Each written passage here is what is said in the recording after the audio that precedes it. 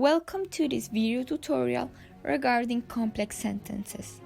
I'm your host, Viviana Bon, and I will guide you on how to identify, explain, and analyze subordinate clauses on examples found in the classic novel Jane Eyre by Charlotte Brontë.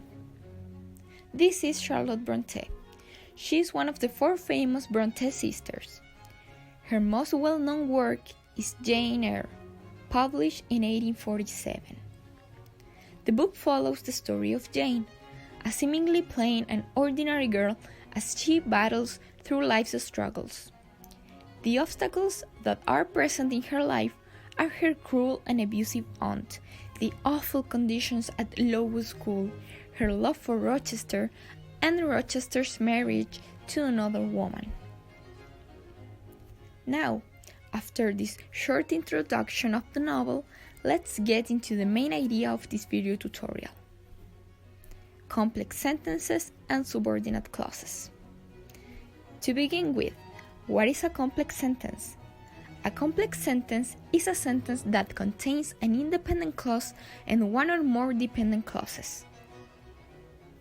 An independent clause can stand alone as a sentence, but a dependent or subordinate clause, even though it has a subject and a verb, cannot stand alone. Now, how do we identify a subordinate clause? Well, they are separated into three types: noun clauses, relative clauses, and adverbial clauses. Noun clauses are dependent clauses. They function and act as a noun.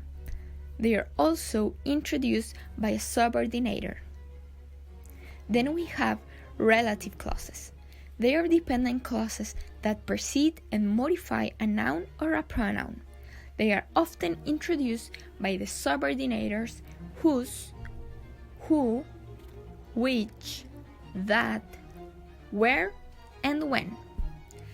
And last but not least, we have the adverbial clauses, which are dependent clauses that function and act as an adverb. They modify the main verb that is present on the clause. Now that we know all of this, let's get into the examples that were found on the novel. First, we found